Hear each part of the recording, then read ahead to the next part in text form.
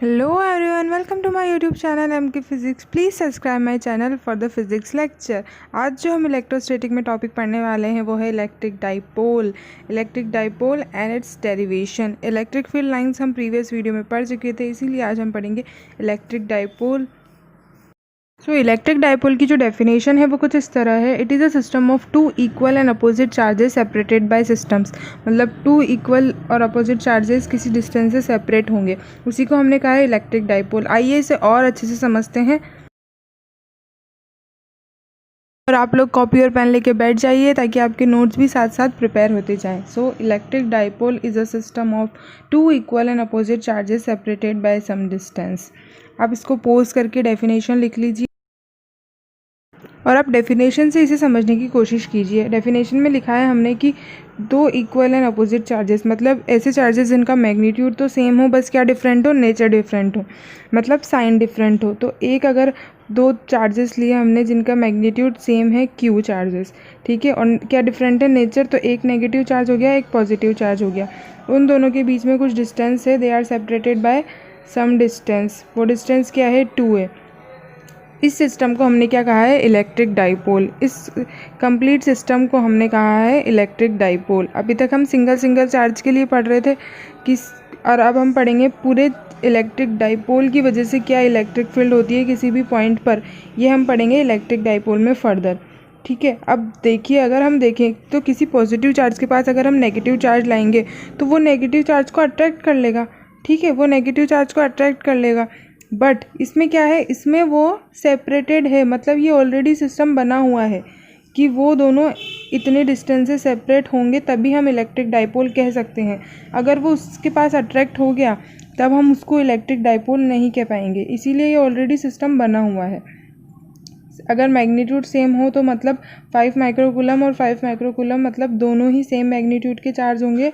और डिस्टेंस हमने 2 इसीलिए लिए ताकि हम जब आगे कैलकुलेशन करें तो हमारी कैलकुलेशन थोड़ी सिंपल हो जाए, इसीलिए हमने 2 लिए। अगर हम ए भी ले सकते हैं डिस्टेंस, पर अगर आप हाफ़ करेंगे तो a/2 हो जाएगा, इसीलिए हमने डिस्टेंस यहाँ पे 2 लिए। अब हम क्या करेंगे, अब हम एक्सियल पॉइंट और पर इक्वेटोरियल पॉइंट पर क्या फाइंड करेंगे, इलेक्ट्रिक फील्ड।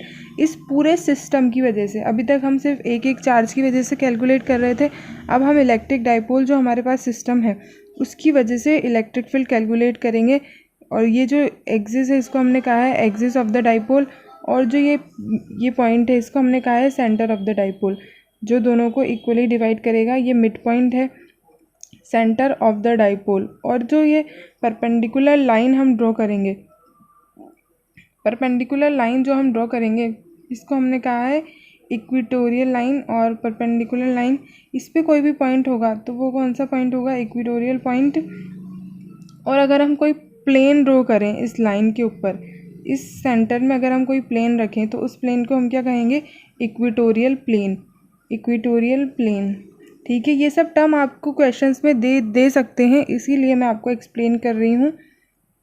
तो आपको समझ आ गया कि इलेक्ट्रो डाइपोल क्या है। इलेक्ट्रिक डाइपोल एक ऑलरेडी फॉर्म सिस्टम है, मतलब उन दोनों के बीच में डिस्टेंस होनी ही चाहिए, दो इक्वल चार्जेस और अपोजिट नेचर के चार्जेस। जैसा कि अगर समझने के लिए अगर हम देखें तो जैसा कि क्यू चार्ज की वजह से इलेक्ट्रिक फील्ड होती है, तो अगर हम इलेक्ट्रिक डाइपोल में भी कुछ एक इनर प्रॉपर्टी होती है, वो है डाइपोल मूवमेंट। ये आपने केमिस्ट्री में पढ़ा ही होगा कि इलेक्ट्रिक डाइपोल जैसे नेगेटिव आयंस और पॉजिटिव आयंस सेपरेट हो जाते थे तो उन दोनों के बीच में एक वो डाइपोल बन जाता था, दो एलिमेंट्स के बीच में, और वो इलेक्ट्रिक डाइपोल मूवमेंट क्रिएट हो जाता था। तो इसी तरह एक इलेक्ट्रिक डाइपोल का क्या होता है, डाइपोल मूवमेंट। अब डाइपोल मूवमेंट को हम डेफिनेशन से समझते हैं, electric dipole movement. Electric dipole movement की डेफिनेशन क्या होगी, इलेक्ट्रिक डाइपोल मूवमेंट को हम पी वेक्टर से डिनोट करते हैं, it is denoted by P vector. और जो डायरेक्शन होती है डाइपोल मूवमेंट की वो क्या होती है, नेगेटिव चार्ज से पॉजिटिव चार्ज की तरफ होती है डायरेक्शन। अभी तक हम इलेक्ट्रिक फील्ड लाइन इन सब की डायरेक्शन पढ़ रहे थे, तो वो किस तरफ होती थी, वो पॉजिटिव से नेगेटिव होती थी। पर इलेक्ट्रिक डाइपोल मूवमेंट में डाइपोल मूवमेंट की जो डायरेक्शन होती है वो क्या होती है, नेगेटिव से पॉजिटिव, अपोजिट होती है। इलेक्ट्रिक डाइपोल मूवमेंट की जो डेफिनेशन है वो क्या है, the electric dipole movement of an electric dipole is measured as the product of magnitude of either charge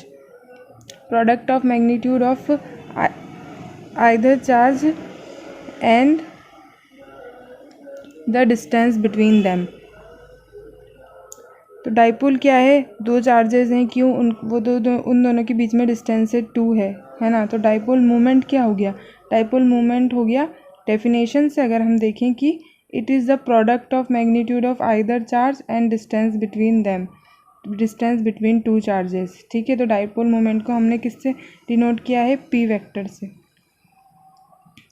ये हो गया हमारा इलेक्ट्रिक डाइपोल। अब इस पे क्या है, डाइपोल मोमेंट है, उसको हमने पी वेक्टर से डिनोट किया है इस डायरेक्शन में, नेगेटिव से पॉजिटिव की डायरेक्शन में।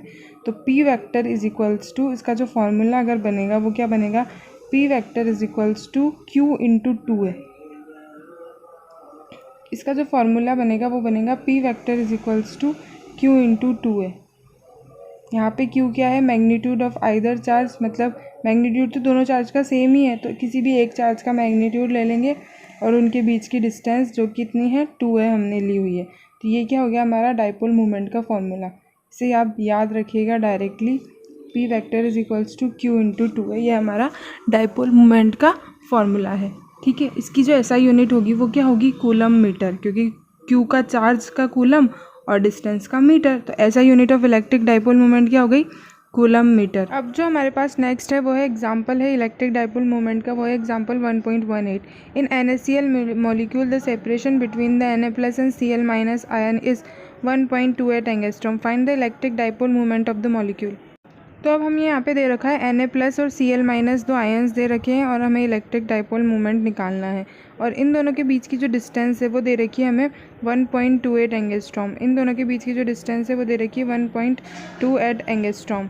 ठीक है, अब आयन से तो इनके पास क्या है, इलेक्ट्रॉन और प्रोटॉन, और इलेक्ट्रॉन और प्रोटॉन पे चार्ज कितना होता है 1.6 इंटू 10⁻⁻19।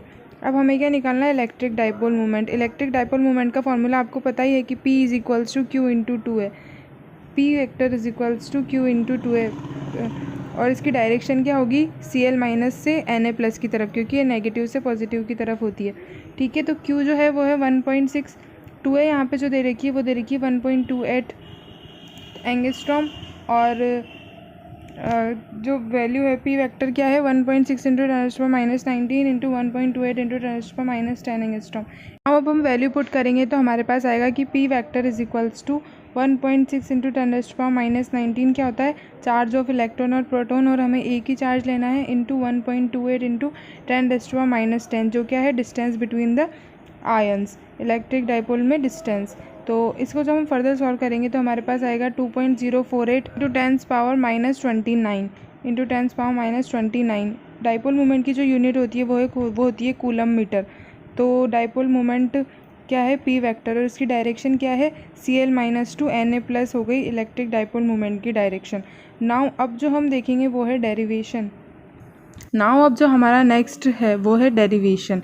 डेरिवेशन में हम क्या देखेंगे, डेरिवेशन में हम देखेंगे कि to find the electric field intensity at dipole at point P on the axis of the electric dipole. मतलब ये कोई एक डाइपोल है, डाइपोल अगर बोल दिया तो हमें ये सिस्टम तो बना ही लेना है कि माइनस पॉजिटिव, एक नेगेटिव एक पॉजिटिव चार्ज है, उन दोनों के बीच में कुछ डिस्टेंस है, वो हो गया हमारा डाइपोल। ठीक है, अब हमें क्या कैलकुलेट करनी है, एक पॉइंट P है जो कि axis of the electric dipole पे है। एक्सिस मैंने आपको बताई थी कि एक्सिस क्या है, उसी पर एक पॉइंट है, वहाँ पे हमें क्या कैलकुलेट करनी है, इलेक्ट्रिक फील्ड इंटेंसिटी कैलकुलेट करनी है। तो इलेक्ट्रिक फील्ड इंटेंसिटी किस किस चार्ज की वजह से होगी, एक तो प्लस Q चार्ज की वजह से और एक माइनस Q चार्ज की वजह से पॉइंट P पे इलेक्ट्रिक फील्ड इंटेंसिटी होगी। तो आइए अब यहाँ पे डेरिवेशन लिख लेते हैं। तो डेरिवेशन को स्टार्ट करने से पहले हमें एग्ज़ाम में एग्जामिनर को ये सब समझाना होगा कि हमें क्या क्या दे रखा है और क्या क्या हमें फाइंड करना है। तो suppose a point P is located at a distance R, मतलब सेंटर ऑफ द डाइपोल से R डिस्टेंस पर एक पॉइंट P है, सच दैट उन दोनों के बीच की डिस्टेंस 2 है, such that it's distance from plus Q is, अगर हम प्लस Q से डिस्टेंस देखें तो क्या हो जाएगी R माइनस A, और माइनस Q से जो डिस्टेंस देखें तो वो क्या है R प्लस A, इतनी R और प्लस A, तो माइनस क्यू से जो पी पॉइंट की डिस्टेंस है वो है आर प्लस ए, और प्लस क्यू से जो डिस्टेंस है वो है आर माइनस ए। यह हमें दे रखा है। There are 2 electric field vectors at point P. तो इलेक्ट्रिक फील्ड वेक्टर्स एक पॉइंट पी पे किसकी वजह से होंगे? एक तो प्लस क्यू की वजह से इलेक्ट्रिक फील्ड होगी और एक माइनस क्यू की वजह से, ठीक है। और हमें क्या निकालनी है? Net electric field eight point P निकालनी है, मतलब उन दोनों के बीच की जो नेट इलेक्ट्रिक फील्ड होगी, मतलब दोनों का सम। तो इलेक्ट्रिक फील्ड का फॉर्मूला हमें पता ही है, तो प्लस क्यू चार्ज की वजह से कैलकुलेट करेंगे तो क्या होगा? इलेक्ट्रिक फील्ड का जो फॉर्मूला होता है वो होता है के क्यू अपॉन आर स्क्वायर, ठीक है। तो प्लस क्यू की वजह से के, चार्ज क्या है? Q divided by R square. अब डिस्टेंस क्या है? प्लस क्यू और पी के बीच में आर माइनस ए का होल स्क्वायर। और डायरेक्शन क्या है? पी कैप, डायरेक्शन है ये वाली। इलेक्ट्रिक फील्ड की डायरेक्शन होगी ये वाली, तो ये क्या डायरेक्शन है? P cap. इस डायरेक्शन को हमने पी कैप से डिनोट किया है, एक्स एक्सिस की डायरेक्शन को। तो ये हो गई फर्स्ट इक्वेशन। अब हम कैलकुलेट करेंगे नेगेटिव चार्ज की वजह से इलेक्ट्रिक फील्ड, जो क्या होगी? K Q upon r plus ए, क्योंकि माइनस क्यू से पी की डिस्टेंस आर प्लस ए का होल स्क्वायर, और जो इसकी डायरेक्शन होगी, अब ये नेगेटिव चार्ज है तो इसकी डायरेक्शन क्या होगी? Minus P cap. Negative charge की डायरेक्शन ये वाली होगी। इलेक्ट्रिक फील्ड की डायरेक्शन आपको इलेक्ट्रिक फील्ड में पढ़ाई थी मैंने, ठीक है। तो ये हो गई इन दोनों की डायरेक्शन। अब इन दोनों का हमें वेक्टर सम लेना है, मतलब दोनों को सम करना है। अब सेम एक्सिस पे है तो हम सिंपली भी ऐड कर सकते हैं, सिंपली ऐड करेंगे, बट एक की डायरेक्शन चेंज है इसीलिए नेगेटिव साइन आएगा। तो E plus Q plus E minus Q, तो के Q upon are minus a का होल स्क्वायर प्लस के Q upon r plus a का होल स्क्वायर। अब क्या चेंज है? इनकी डायरेक्शन। तो एक तो पी कैप है और एक माइनस पी कैप है, ठीक है। तो डायरेक्शन अगर अपोजिट डायरेक्शन है तो नेगेटिव साइन बीच में आ जाएगा। के Q upon are minus a का होल स्क्वायर माइनस के Q upon r plus a का होल स्क्वायर। कॉमन आ गया हमारे पास पी कैप, जो कि डायरेक्शन को शो कर रहा है। अब हम इसमें से के क्यू भी कॉमन ले सकते हैं, तो के क्यू कॉमन लेंगे तो क्या आएगा? K Q upon one minus r minus a का whole square, one upon r plus a का होल स्क्वायर। नाउ अब हम इसे जब फर्दर सॉल्व करेंगे तो क्या आएगा हमारे पास? K Q 1 divided by R square plus A square plus 2ar। A plus B का होल स्क्वायर की आइडेंटिटी आपको पता ही होगी, उसी से इसे हमने ओपन किया है। और नीचे क्या आएगा? अब हमने एक और आइडेंटिटी पढ़ी है कि a plus b a minus b is equals to a square minus b square. A square minus b square को जब हम सॉल्व करते हैं तो आता है ए प्लस बी और ए माइनस बी। तो इसीलिए आर माइनस ए और आर प्लस ए का क्या हो जाएगा? आर स्क्वायर माइनस ए स्क्वायर। अब इन दोनों का होल स्क्वायर है तो होल स्क्वायर। नाउ अब आर स्क्वायर से r square cancel, a square से a square cancel, 4ar upon are square minus A square का होल स्क्वायर। तो अब हम electric field at the axis पे कैलकुलेट करेंगे तो वो क्या होगी?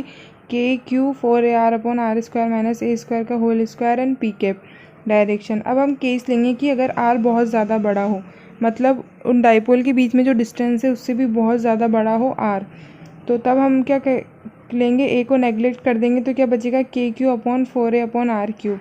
तो हमारे पास क्या होगी? Electric field at the axis is inversely proportional to are cube. Electric field due to a dipole at the point on the axis is directly proportional inversely proportional to are cube. अब Q into 2a को हम P भी लिख सकते हैं। Electric dipole moment का formula आपको बताया ही था मैंने। तो टू के पी अपॉन आर क्यूब हो गया electric field at the axis due to a dipole when r is very very much greater than a और inversely proportional to the R cube, ठीक है। मतलब जितना ज़्यादा r होगा उतनी ही इलेक्ट्रिक फील्ड कम होगी। r की वैल्यू जितनी ज़्यादा बढ़ेगी उसके cube root times electric field कम होगी, ठीक है। तो इलेक्ट्रिक फील्ड जो है inversely proportional to are cube है, ये हमें फॉर्मूले से पता चल गया है। बट अगर हम r की वैल्यू ज़्यादा ना लें, मतलब r is very very greater than a नहीं लें, तो क्या होगा? तब जो फॉर्मूला है वो है कि K Q 4ar upon are square minus A square का होल स्क्वायर, और पी के है direction along X axis. Now अब हम जो कंक्लूज़न निकला है इस पूरे डेरिवेशन से वो हमने देखा है कि इलेक्ट्रिक फील्ड कि जब हम इलेक्ट्रिक फील्ड पढ़ते थे किसी भी पॉइंट चार्ज की वजह से, तो वो क्या होती थी, inversely proportional to E square होती थी। Electric field due to a point charge is inversely proportional to R square, but in case of electric dipole it is inversely proportional to are cube. इसका मतलब क्या हुआ, इसका मतलब हुआ कि डाइपोल के केस में इलेक्ट्रिक फील्ड ज़्यादा जल्दी से चेंज होगी एज़ कम्पेयर टू, मतलब ज़्यादा जल्दी से कम होगी और as compare two point charge के केस में। ठीक है, please like share and subscribe my channel.